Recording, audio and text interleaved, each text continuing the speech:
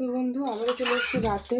এখন আমি সেই নিশাচর প্রাণীদের মতন রাতে রান্না করছি, কারণ যেহেতু তোমাদেরকে আগের ভিডিওতে দেখিয়েছি আমার মা হসপিটালে ভর্তি আছে নার্সিংহোমে, তো কালও যেতে হবে সকাল সকাল, কালকে ডিসচার্জ করবে। তো কালকে রান্নাটাই করে রেখে যাচ্ছি, আমার তো দুদিকেই সামলাতে হচ্ছে।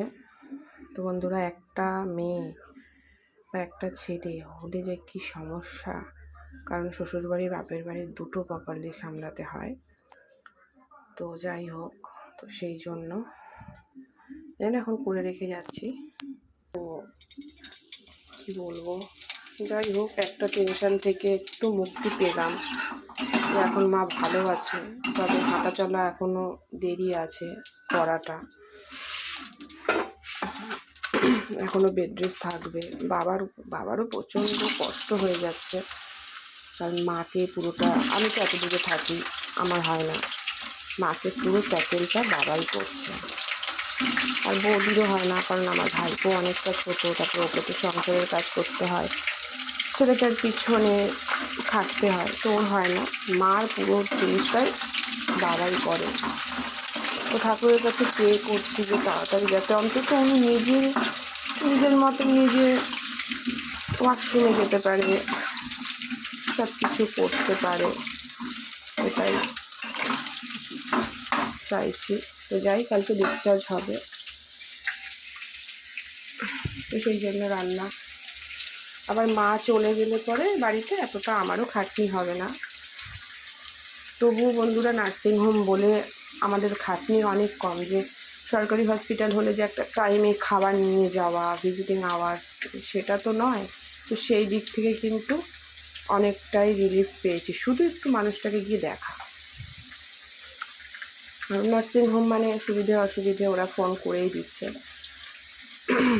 তো যাই হোক, তো সেটাই। তো নিরামিষ, আগামীকাল যেহেতু নিরামিষ শুক্রবার, তাই সোয়াবিন করলাম। এই দেখো, সোয়াবিনটা আগের থেকে ভেজে নিয়েছি।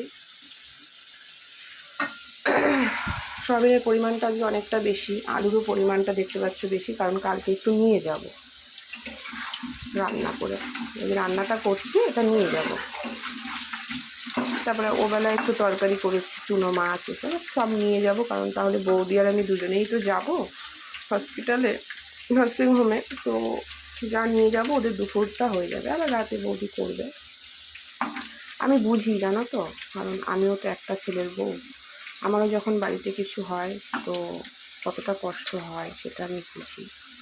সেই জন্য আমি চেষ্টা করি যে আমার বৌদির যাতে কষ্টটা কম হয়। ও তো করছে, অবশ্যই করছে, কারণ আমি করছি না। ও যথাসাধ্য করছে। ওর ছেলে তো, আমার ভাইপো আমার ছেলের থেকেও ছোটো, আড়াই 3 বছরের ছোট। তো ছোটো বাচ্চা আছে, আর আমার বৌদিও একটাই নেই, আর কেউ নেই। বৌদিরও মা আছে, বৌদির মায়েরও যথেষ্ট বয়স, তাকে দেখা, আবার শ্বশুর শাশুড়িকে দেখা। তো সেই জন্য আমি চেষ্টা করি হচ্ছে যতটুকু পারি হেল্প করার দূরে থেকে। তো যাই হোক, সবারই তো শরীর বলো, ও বেশি ওভার করতে করতে যদি শরীর খারাপ হয়ে যায়, সব থেকে বেশি কষ্ট হবে বাচ্চাটা। আর বাচ্চাটা তো আমারও খুব প্রিয় না, তো সেই জন্য ওর কষ্ট হোক সেটা আমি চাই না। আমার বাবা মার যেমন কষ্ট হোক সেটা চাই না, তেমন কিন্তু আমার ভাইপোর কষ্ট হোক সেটা আমি চাই না, কারণ আমাকেও খুব ভালোবাসে এবং ও আমার জীবন। কিন্তু আমার ছেলেও যেমন আমার কাছে প্রাণ, ওরও আমার কাছে প্রাণ। তো দেখো, তোমাদের সাথে অনেক কথা বলতে বলতে কিন্তু আলুগুলো একটু সুন্দর সুন্দর ভাজা হয়ে গেছে। এইবারে এর মধ্যে কিন্তু আমি একে একে সব মশলা অ্যাড করবো। নিরামিষ মশলা, আদা, কাঁচা লঙ্কা, এটা কিন্তু টোটালি কাঁচা লঙ্কা, শুকনো লঙ্কা না, লাল কাঁচা লঙ্কা বাটা করা রয়েছে। নিরামিষ যেহেতু এটাই দেবো, আর পরিমাণটা অনেকটা, তাই মশলাটাও কিন্তু অনেকটা যাবে।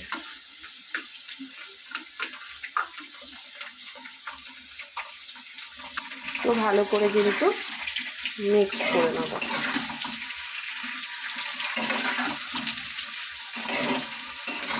কারণ দেখো, এতটা আলু আর এবং এতটা সোয়াবিন, আজকে যেহেতু নিরামিষ, পেঁয়াজ কিছুই পড়বে না, সেই জন্য মশলা, টক দই এগুলো তো দিতেই হবে পরিমাণ মতো। দেখতে পাচ্ছ মশলা কিন্তু দিয়ে দিয়েছি,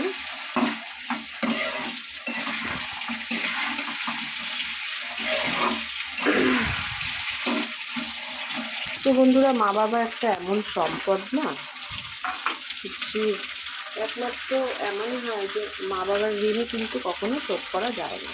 বড় হলে পরে ছেলেমেয়েরা অনেক কিছু বলে, কি করেছো তোমরা, আমার ভবিষ্যৎ করোনি, তোমাদের জন্য আমার ভবিষ্যৎ নষ্ট, এগুলো ভুল।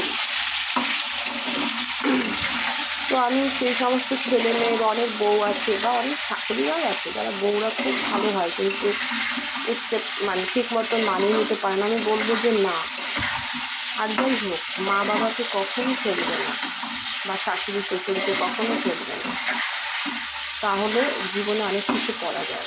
আমি এটা নিজের সংসারী লাইফ থেকে, কারণ আজকে আমি আমার শাশুড়িকে দেখবো না, আমার হাজব্যান্ডকে আমি ভালোবাসি বা যাই হোক, উনি হাজব্যান্ডটা পেলাম করতে গিয়ে, উনি যদি জন্ম না দিত, উনি যদি বড় না করতো, তাহলে তুমি পেতাম না। তো সেরকমই এটা অনেকে মনে করে না। আমি তাদের কাছে রিকোয়েস্ট করবো যে হিসেব করো যাই করো, কিন্তু শাশুড়ি শ্বশুরকে নিয়ে তাদেরকে কোনো কিছু নিয়ে কম্পেয়ার করো না, কারণ তাদের কম্পেয়ারটা চলে না। তারা নিঃস্বার্থভাবে কিন্তু সন্তানদেরকে বড় করে তোলে, নিজেদের সেভিংস করে না। কেন করে না? সব কিছু ছেলেমেয়েদেরকে উজাড় করে দেয় যে বয়সকালে তারাই অ্যাসিড। ছেলেমেয়েই হয় ব্যাংক, ছেলেমেয়েই হয় ফিক্সড ডিপোজিট। তারাই কিন্তু মা বাবারা মনে করে যে এই যে ছেলে মেয়েকে আমি পড়াশুনো করে খাইয়ে পড়িয়ে ভালো মন্দ মানুষ করছি, এটাই অ্যাসিড। এর জন্য তারা কিন্তু কোনো কিছু ব্যাংকে ফিক্সড ডিপোজিট বলো, ভবিষ্যতের জন্য যাতে কারোর কাছে হাত পাততে না হয়, সেগুলো করে না একটা কারণে, যে সেই টাকাটা ছেলে মেয়ের পেছনে লাগিয়ে দেয়, কারণ তারা দেখবে। তো সেটা কিন্তু অনেক ছেলেমেয়েরা ভুলে যায় বিয়ে করার পরই বেসিক্যালি ভোলে। তো আমিও যেহেতু একটা ছেলের বউ, তো আমি এগুলো খুব ভাবি। তো হ্যাঁ, আমার মা বাবা অবশ্যই ভাগ্যবান যে আমাদের পেছনে যা খরচ করেছে ওনারা পাচ্ছে। হ্যাঁ, ছেলে মেয়ে বিয়ে হয়ে গেছে, কিন্তু তারা কোনো কিছুতে কষ্ট নেই। আজকে আমার মার যে হয়েছে, এটা তো করছে না, আমরা দু ভাই বোন মিলে তো করছি। আমার মা বাবার কোনো অ্যাসিড নেই আমরা ছাড়া। তো আমার মা বাবার মতন সবাই সৌভাগ্যবান নয়। অনেক বাড়িতেই আমি দেখেছি নিজের চোখে যে দেখে না সেই মা বাবার যে কতটা কষ্ট। তো আবার অনেক শাশুড়িরাও খারাপ হয়, বউরা খুব ভালো, তো শাশুড়িরা। তো আমি উভয় পক্ষকেই বলবো যে এরকম করবেন না, সবাইকে প্রয়োজন হয়। বয়স একদিন সবার হবে। তো কোনো ছেলে আজ পর্যন্ত মা বাবাকে না খাইয়ে কোটিপতি হতে পারবে না।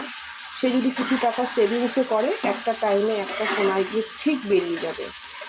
আবার কোনো শ্বশুর শাশুড়ি যদি ছেলের বউকে তাচ্ছিল্য করে বা অযথা করে, একটা টাইমে গিয়ে সেই ছেলের বউয়ের হাতেই কিন্তু খেতে হবে। তাই আমি উভয়কেই বললাম কথাটা। তো আমার মা বাবা, আমি বলবো অবশ্যই লাকি। আমার মা বাবার ডিসিশনটা ভালো। আমি মেয়ে হয়ে তাদের কোনো কিছুতে নাক গলাইও না। আমরা দু ভাই বোন মেয়েটান, আমরা যা কিছু করি দু ভাই বোন আলোচনা করে করি। তো এই হচ্ছে সামাজিক ব্যাপার, যেটা আমাদের এই সামাজিক ব্যাপারের সাথে আমাদের কোনো মিল নেই আমাদের ফ্যামিলির সাথে। কারণ আমার শাশুড়ি বলতে পারবে না যে উনি খারাপ আছেন। ওনাকে ওনার মেয়ে যতটুকু যথাসাধ্য অবশ্যই করে, এবং আমার হাজব্যান্ডের ছেলে হিসেবে যা করার সেটা করে। আমি বউ হিসেবে যতটুকু করার করি, কিন্তু বলবো না, সেটা উনি বলবে কখনো সময় এলে। তো বন্ধুরা, ওই রান্নাটা করতে করতে অনেক কিছু বললাম। তো আপনারাই বলবেন কমেন্ট করে যে আমি কথাটা যে বললাম, কথাটা সত্যি না মিথ্যে, বা আমি যেগুলো না করলাম করতে সেগুলো ঠিক না ভুল। তো দেখতেই পাচ্ছ, তোমাদের সাথে কথা বলতে বলতে কিন্তু আমার নিরামিষ সোয়াবিনের তরকারি একদম কষাতে দিয়ে দিয়েছে। তো কিছুই করবে না, এটা ভালো করে কষবে, তারপরে জল দেবে। তো চলো এখনকার মতন এই পর্যন্ত। তোমাদের সাথে কথা বলতে বলতে এটা হয়ে গেল। এখনও ভিডিওটা অনেক বড় হয়ে যাচ্ছে, অলরেডি 10 মিনিট হয়ে গেছে। তো চলো আর বড় করবো না, দেখেই নিলে। আমি জাস্ট কথাগুলো বলার জন্য করলাম। তো রান্না করতে করতে রান্নাটাও শেয়ার করলাম, আমার যুক্তি তর্ক কথাগুলো শেয়ার করলাম। তো এখনকার মতন এই পর্যন্ত। ফিরে আসবো নতুন কোনো কথার সাথে, নতুন কোনো ভাবনা চিন্তার সাথে, নতুন কোনো রেসিপির সাথে।